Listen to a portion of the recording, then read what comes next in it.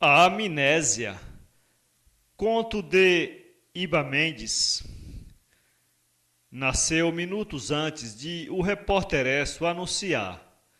E atenção, acaba de suicidar-se em seus aposentos, no Palácio do Catete, o presidente Getúlio Vargas. Era o dia 24 de agosto de 1954, uma terça-feira fria e de aspecto melancólico. Toda a gente que estava em casa, quando ele nasceu, rejubilou-se como se ali estivesse o futuro Nobel em Medicina. O pai, médico cardiologista, não cabia em si de felicidade. Era o filho almejado, robusto como o pai e belo como a mãe. Se o casal já era feliz, o filho veio trazer-lhes novas alegrias, e a paz doméstica transformou-se em promessa de perenidade. Filho único, a criança crescia entre a brandura do pai e a rigidez da mãe. Enquanto um mimava, o outro disciplinava, e assim nesse contrapeso de conceitos díspares ia se formando o caráter e a educação do menino.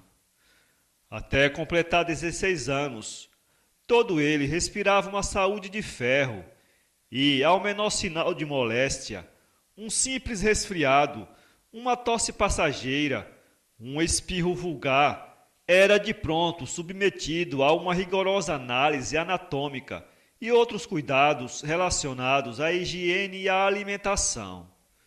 O pai era seu médico exclusivo, era quem fazia os diagnósticos, quem lhe aplicava injeções e quem lhe medicava. Nesses termos estavam as coisas, quando o rapaz, completados 17 anos de idade, passou a apresentar sintomas de uma moléstia neurológica desconhecida, uma perturbação que lhe afetava a memória e que o fazia esquecer-se de sua própria idade. Lembrava-se de tudo. Aliás, para qualquer outra coisa, tinha o que se convencionou denominar de memória de elefante. Era extremamente aplicado à matemática e sabia de cor toda a tabela periódica. Todavia, se lhe perguntasse que idade tinha, ficava indiferente e distraído, como se lhe tivesse pedindo para decifrar o manuscrito Voynich. É preciso acrescentar ainda que os efeitos desta misteriosa amnésia não se restringiam apenas a si próprio. Em vez disso, afetava também sua percepção acerca da idade alheia, e de tal modo que não conseguia atinar mentalmente sobre a diferença de idade entre um bebê e um ancião. O pai, que atribuía à medicina dotes quase divinos, envidou todos os esforços a fim de descobrir a causa e a cura para tão terrível mal. Foram dias difíceis e desalentadores. Sentia-se ele impotente e culpava-se pelo malogro dos seus esforços, como se o simples fato de ser médico o tornasse obrigado a curar o filho. Por fim, resignou-se melancolicamente à fatalidade da doença, conformando-se com a dura tarefa de dirimir os seus efeitos sobre o jovem. A primeira batalha foi contra o amor e revelou-se um estrondoso fracasso. O filho, agora com 21 anos, entregou-se a uma tresloucada paixão por uma mulher 17 anos mais velha.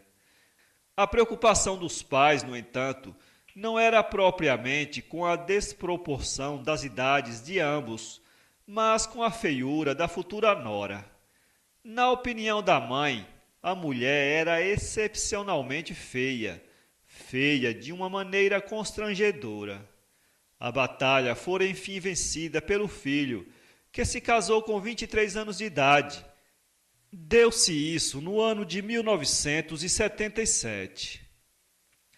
Para espanto de todos, e mais ainda da mãe, o casamento revelou-se ao longo dos meses um oásis de felicidade. Esta, para não admitir que se equivocara, e no orgulho que lhe era bem peculiar, explicava que tudo isso se devia à própria enfermidade do filho, que o tornava incompetente para julgar a fealdade da mulher. Seja como for, O fato é que viviam em harmonia, combinavam-se e amavam-se como dois namorados que se amam pela primeira vez. 2 anos depois, em 1979, após uma gestação sofrida, teve a mulher o primeiro e único filho. Foi por essa mesma época que o seu velho pai adoecera gravemente do coração, vindo falecer no início do ano seguinte. Os anos passavam e a velhice seguia-lhe no encalço, trazendo consigo todos os seus dissabores. Ele, embora visse estampados diante de si os sinais do tempo, a cabeça meio calva e já embranquecendo, os olhos um tanto sombrios, a vista cansada, fraquejando aqui e ali e reclamando de tudo e de todos, ainda assim não tinha consciência da sua própria ancianidade. A moléstia era, por assim dizer, o seu grande consolo, a ilusão que o fazia habituar-se à imobilidade da sepultura. Era começo de inverno do ano de 2015. O dia estava frio e cinzento. Acordou sorumbático e sem nenhum plano. A manhã, que era de domingo e já estava chuvosa, ainda mais o entristeceu. Sentou-se na cama apoiando as costas na cabeceira e, por alguns instantes, esteve a meditar sobre o sonho que tivera. A mulher, que nesse tempo orçava perto dos 80 anos, levantara-se mais cedo, fizera o café e o aguardava como de hábito na cozinha. Súbito, ergueu-se ele da cama. Em pé, diante do espelho, mirou-o maquinalmente e, num salto para trás, deixou-se cair numa poltrona, apavorado e todo trêmulo, enquanto procurava certificar-se se de fato estava acordado ou sonhando. Ergueu-se novamente e encarou o espelho mais uma vez. Viu-se ali, tal qual era, um velho sexagenário. Desesperado, correu até a cozinha, e o que lá encontrou era a prova cabal de que havia recuperado a memória. Para ler este conto, acesse www.poeteiro.com. Contato iba@ibamendes.com.